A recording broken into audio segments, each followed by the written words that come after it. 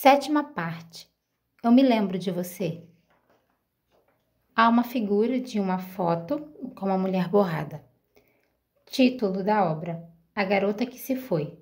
Autor desconhecido. Data 2014. Técnica Polaroid. Proveniência: emprestado do arquivo particular de Henry Strauss. Descrição: coleção de 6 fotografias que retratam uma garota em movimento, com os traços apagados, ocultos ou, de algum modo, indiscerníveis.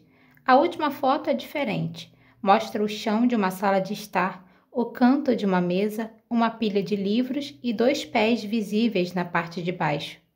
História: a modelo das fotos permanece alvo de intensa especulação, dada a relação do autor com o material de origem. O flash apagou todos os detalhes significativos, mas é a técnica que faz com que as fotos sejam singulares.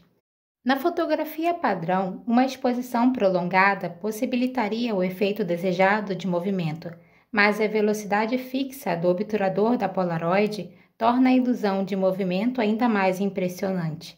Valor estimado não está à venda. Todas as obras atualmente em exibição no Museu de Arte Moderna, na exposição À Procura da Verdadeira Ade Lahiri, têm a curadoria da doutora Beatrice Cadwell, na Universidade de Colômbia. Nova York, 5 de setembro de 2014. Capítulo 1. Este é o fim da história. Um rapaz acorda sozinho na cama. A luz do sol penetra pela fresta das cortinas e os prédios lá fora estão molhados por causa da chuva da noite passada. Ele se sente letárgico, como se estivesse de ressaca, ainda preso aos resquícios do sono. Sabe que estava sonhando, mas não consegue se lembrar dos detalhes de jeito nenhum. Além disso, o sonho não devia ser muito agradável, porque sente um enorme alívio ao acordar. Livro o olha, repousando na pilha de edredom com os olhos amarelos muito abertos e à espera. Já é tarde. O rapaz sabe por causa do ângulo da luz e do som do tráfego da rua. Não queria ter dormido tanto. A garota que ele ama sempre acorda primeiro. O movimento do corpo debaixo dos lençóis, a intensidade da atenção e o toque suave dos dedos dela na sua pele sempre bastam para despertá-lo. Uma vez, ele acordou antes dela e teve o prazer incomum de vê-la, de joelhos encolhidos e o rosto enfiado no travesseiro, ainda imersa no sono. Mas isso foi em uma manhã chuvosa logo depois do nascer do sol, quando o mundo estava cinzento. E hoje o sol brilha tão forte que ele não entende como os dois conseguiram dormir tanto. Ele vira para o outro lado para acordá-la, mas a cama está vazia. Apalpa o lugar onde ela deveria estar, mas os lençóis estão frios e sem vincos de uso. Ade chama, levantando-se. Anda pelo apartamento, procura na cozinha, no banheiro e na saída de incêndio, embora saiba, no fundo, que ela se foi. Ade? E então ele se lembra. Não do sonho, não houve sonho algum, mas da noite passada, a última noite da sua vida. O cheiro de concreto molhado do terraço, o último tique do relógio assim que o ponteiro alcançou o número 12, o sorriso de Ade quando ergueu o rosto para ele e o fez prometer que se lembraria. E agora ele está aqui, e ela se foi sem deixar rastros, a não ser as lembranças e os cadernos. Atravessa o quarto em direção à estante estreita onde os guardava. Um vermelho, um azul, um prateado, um preto, um branco e um verde. 6 cadernos, todos continuam aqui. Henry os tira da prateleira e os dispõe sobre a cama, e enquanto faz isso, as polaroides caem de um deles. As fotografias que ele tirou de Ade naquele dia, em que seu rosto parece um mero borrão, em que está virada de costas para a câmera, em que parece um fantasma nos cantos do enquadramento. Henry as encara por um longo tempo, convencido de que, se estreitar os olhos, a garota vai entrar em foco. Mas não importa quanto tempo fique olhando, tudo que consegue identificar são os contornos, as sombras. A única coisa que consegue discernir são as 7 sardas, tão desbotadas que ele não sabe ao certo se estão realmente visíveis ou se a sua memória está simplesmente completando as lacunas onde elas deveriam estar. Deixa as fotos de lado e pega o primeiro caderno. Depois para, achando que quando o abrir vai deparar com as páginas todas em branco, com a tinta apagada como todas as outras marcas que ela tentava deixar. Mas ele precisa tirar a prova. Então abre e ali estão elas, páginas e mais páginas escritas com a sua caligrafia inclinada, protegidas da maldição pelo fato de que as palavras em si eram suas, embora a história seja dela.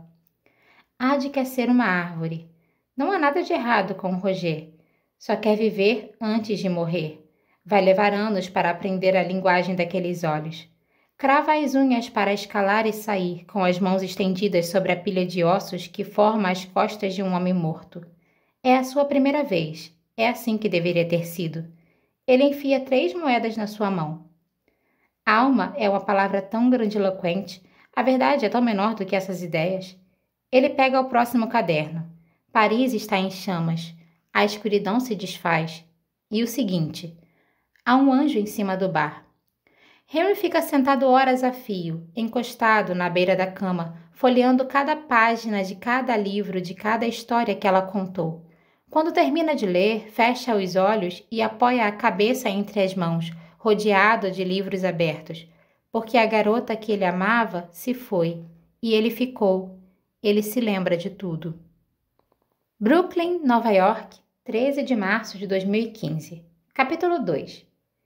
Henry Samuel Strauss. Isso é ridículo. Bia bate com a última página na mesinha de centro, assustando o gato que tirava uma soneca em cima de uma pilha de livros. Não pode terminar assim, continua, apertando o restante do manuscrito contra o peito como se quisesse protegê-lo. A folha de rosto o encara de volta. A vida invisível de Ad Larry. O que aconteceu com Ad?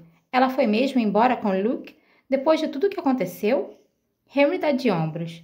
Acho que sim. Você acha que sim? A verdade é que ele não sabe. Passou os últimos 6 meses tentando transcrever as histórias escritas nos cadernos, compilando-as até se tornarem este primeiro rascunho. E toda noite, depois que começava a sentir cãibras nas mãos e a cabeça a latejar de tanto olhar para a tela do computador, desabava na cama, que não tem mais o cheiro dela, e ficava imaginando como a história terminava. Se é que terminava. Escreveu dezenas de finais alternativos para o livro, alguns em que Ad era feliz e outros em que não era, alguns em que ela e Luke estavam completamente apaixonados e outros em que ele a manteve ao seu lado como um dragão faz com o seu tesouro, mas todos aqueles finais pertenciam a ele. E esta é a história dela. Qualquer coisa que Henry escrevesse depois dos últimos segundos que passaram juntos, do beijo derradeiro, seria uma obra de ficção. Ele tentou, mas essa história é real, embora ninguém mais nunca vá saber. Henry não sabe o que aconteceu com Ad, para onde ela foi ou como está, mas pode manter as esperanças. Espera que ela esteja feliz. Espera que continue esbanjando sua alegria destemida e sua esperança teimosa. Espera que não tenha feito aquilo só por causa dele. Espera que, de alguma maneira, algum dia, volte a vê-la. Você vai fingir mesmo que não sabe como acaba, né? Cacete, diz Bia. Henry olha para a amiga. Gostaria de dizer que tudo é verdade. Que ela conheceu Ad, como está no livro, e que falava sempre a mesma coisa quando a via. Gostaria de dizer que as duas teriam sido amigas. Que eram amigas, do tipo a primeira noite do resto da nossa vida. O que evidentemente era o máximo de tempo que Ad conseguia manter uma amizade. Mas Bia não acreditaria, então ele a deixa pensar que o livro não passa de uma história fictícia. Você gostou? Pergunta ele. E Bia abre um sorriso enorme. O olhar dela não está mais encoberto pela névoa nem por um brilho estranho, e Henry nunca se sentiu tão grato por saber a verdade. É bom, Henry. É muito bom mesmo. Ela dá um tapinha na folha de rosto. Só não esqueça de citar o meu nome nos agradecimentos. Quê? A minha tese, lembra? Eu queria escrever sobre a garota que aparece em todas aquelas obras de arte, o fantasma na moldura. É ela, né? Com certeza é. Henry desliza a mão pelo manuscrito, aliviado e triste por tê-lo terminado. Gostaria de ter passado mais tempo com a história de Ad. Gostaria de ter vivido com ela.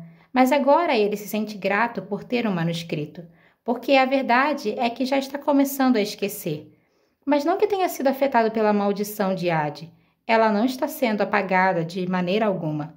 Os detalhes estão simplesmente desaparecendo, sendo encobertos pouco a pouco, como acontece com tudo. A mente vai afrouxando o domínio sobre o passado para abrir caminho para o futuro. Só que ele não quer deixá-la ir. Está tentando segurá-la. À noite fica deitado na cama, de olhos fechados, e tenta visualizar o rosto de Adi, a curva exata da sua boca, o tom específico dos seus cabelos, o modo como a luminária da mesinha da cabeceira atingia o lado esquerdo da sua bochecha, da têmpora e do queixo, o som da sua risada de madrugada e da sua voz quando ela estava prestes a cair no sono. Sabe que esses não são detalhes tão importantes quanto os que estão no livro, mas ainda não consegue nem pensar em perdê-los. A fé se parece um pouco com a gravidade. Quando um número suficiente de pessoas acredita em algo, esse algo se torna tão sólido e real quanto o chão sob os seus pés. Mas quando você é a única pessoa que se apega a uma ideia, a uma lembrança, a uma garota, é difícil impedir que voe para longe.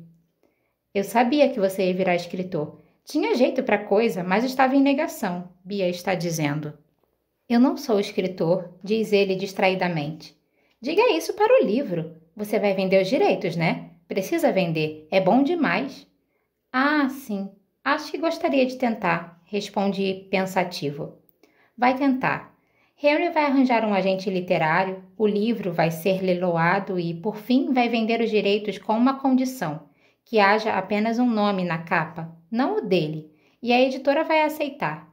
Sem dúvida vão achar que se trata de uma estratégia de marketing esperta, mas ele vai ficar emocionado só de pensar que outras pessoas vão ler aquelas palavras, que não vão pronunciar o seu nome, mas o dela, que Adi vai passar de boca em boca, de mente para a memória.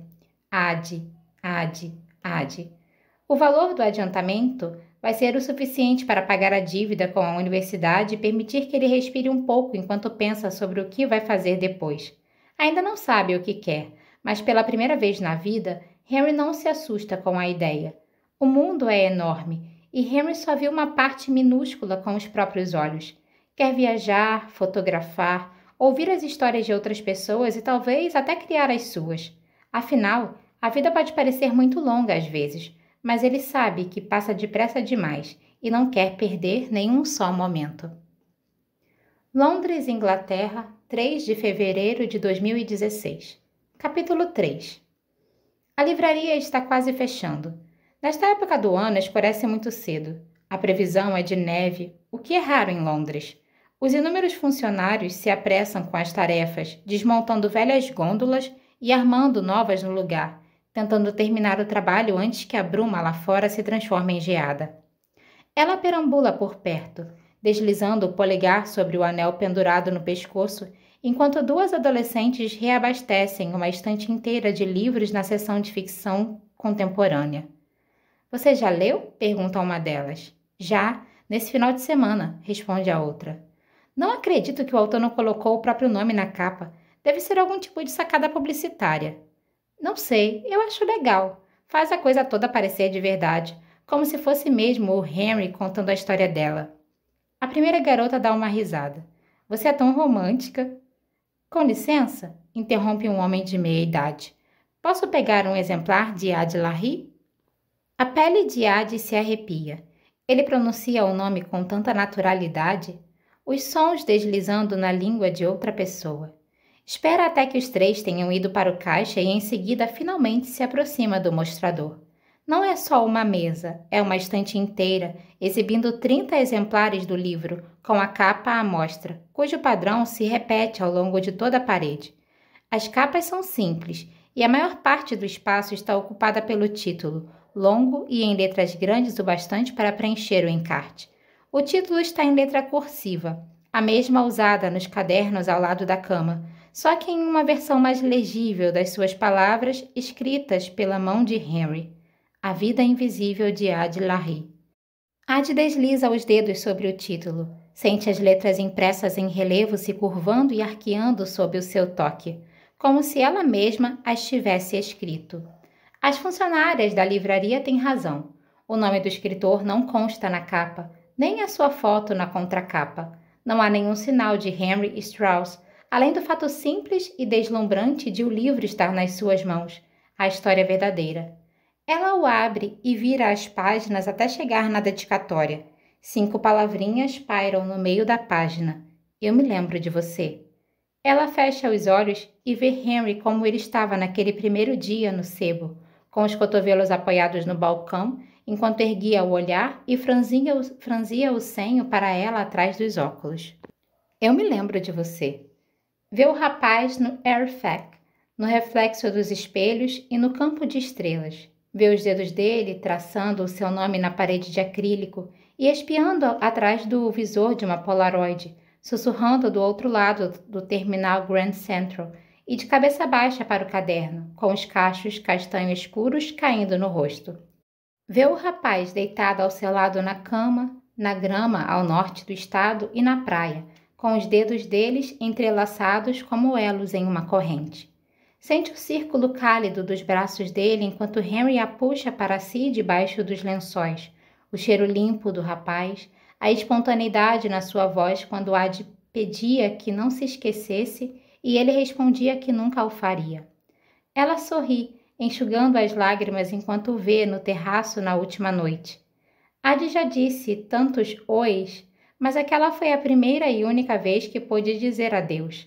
Aquele beijo foi como um pedacinho de pontuação esperada há muito tempo. Não as reticências de uma fuga silenciosa ou de uma frase interrompida, mas um ponto final, um fechamento de parênteses, um fim. Um fim. Essa é a questão de se viver só no presente. É uma frase interminável. Henry foi uma pausa perfeita na história, uma chance de recuperar o fôlego. Ela não sabe muito bem se o que sentiu foi amor ou simplesmente um alívio, se a satisfação pode competir com a paixão, se a calidez pode ser tão forte quanto o calor. Mas foi um presente. Não um jogo, nem uma guerra, nem uma batalha de força de vontade. Apenas um presente. O tempo e a memória, como 2 amantes em uma fábula. Ad folheia os capítulos do livro, o seu livro, e fica maravilhada ao ver o seu nome em cada página. A sua vida à espera de ser lida. Agora é maior do que ela mesma, maior do que humanos, deuses e seres inomináveis.